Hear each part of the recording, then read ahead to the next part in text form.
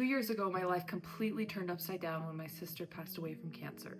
I never thought that at 28 I would be living at home, have no idea what to do with my career, and be picking up the pieces of myself and of my life.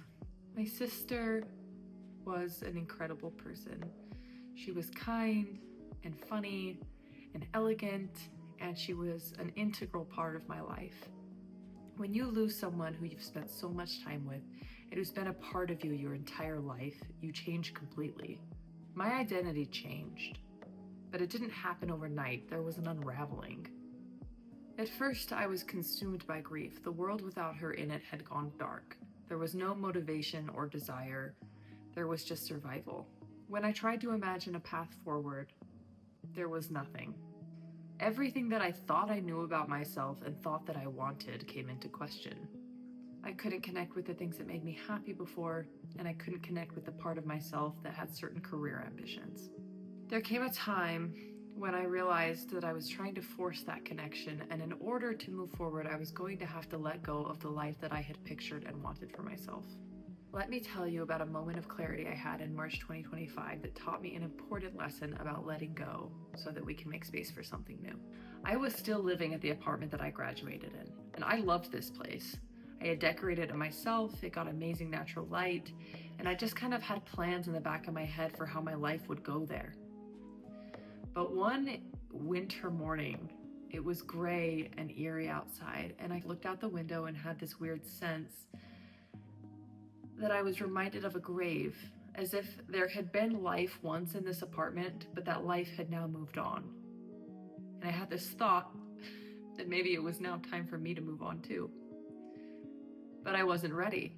The last thing I had wanted to do was move home, even though I was there like every single day, and I just wasn't considering it as an option. But when I had this feeling, it dawned on me that the girl who had these plans and had this life at this apartment she loved in Salt Lake City was kind of gone. And I didn't know how to feel about it. So I pulled out my journal and I started just chaotically writing down all of my conflicting feelings about it. And when I was done, I sat back and looked at it and just kind of realized that I knew deep down what I needed to do. I just needed to do it. I needed to confront the loss of my life in that apartment and the life that I thought that I would have in that apartment. And that was an overwhelming sense of grief. It was grief layered on top of grief.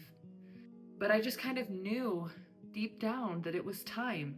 And I cried and I journaled and I literally walked around like touching the walls and just reminiscing on the memories that I had had there with my sister and with friends that were no longer around. And I knew that this was the experience that I needed to start moving forward.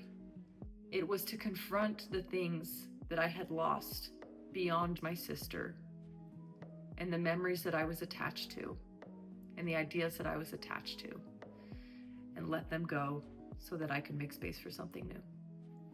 I finally made the decision to move home. And even though this wasn't the path that I wanted, it was a necessary step in learning to let go of what I was holding on to. Living at home turned out to be the best thing that could happen to me at that time.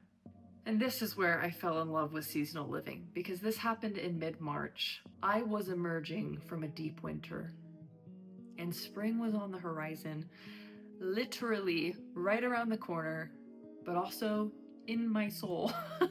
I went through all of my stuff prior to the move, and I got rid of like half of it. It was like letting go of emotional weight, and it felt amazing. That summer, I finally started to feel like a normal person again. That was when I was able to start rebuilding my life for the first time. There was less anxiety, more enjoyment of little things like sunshine. There was more capacity for exercise, there was a little more social bandwidth, and there was a little more laughter. Looking back on grief, it feels like the first year was about survival.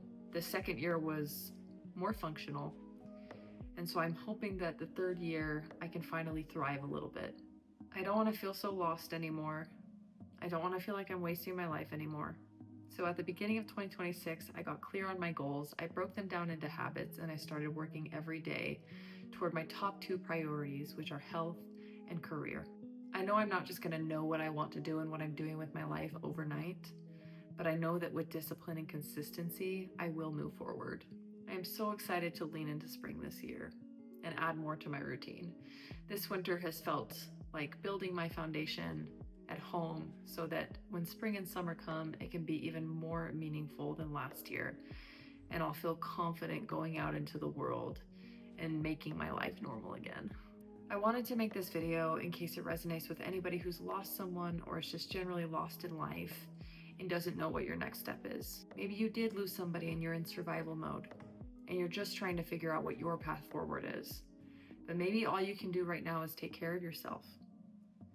Maybe you have been taking care of yourself and you're ready for the next step, you just don't know what that is and you don't know how to find out. Maybe there's something holding you back. Maybe you could journal or go to therapy or do some exploration on what it is that you're holding on to that maybe it's time to let go of, even if that is painful. There is something so beautiful about letting go of something that we are attached to, but no longer is aligned with who we've become. The moment that we let that go, you can feel space open up in your life, in your heart, in your mind. I've had that happen several times now. I spent so much time not knowing how to move forward and feeling stuck when my life blew up after my sister's death. It takes time. It takes time if you don't know what your purpose is. Sometimes it takes tiny steps forward, but it does get better. You do find yourself again, even if you're not the person that you once were.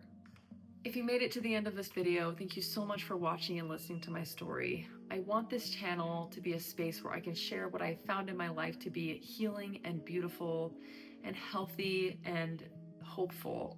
But this is also such an essential part of my story that I wanted to share in case it resonates with anybody out there. So thank you for watching.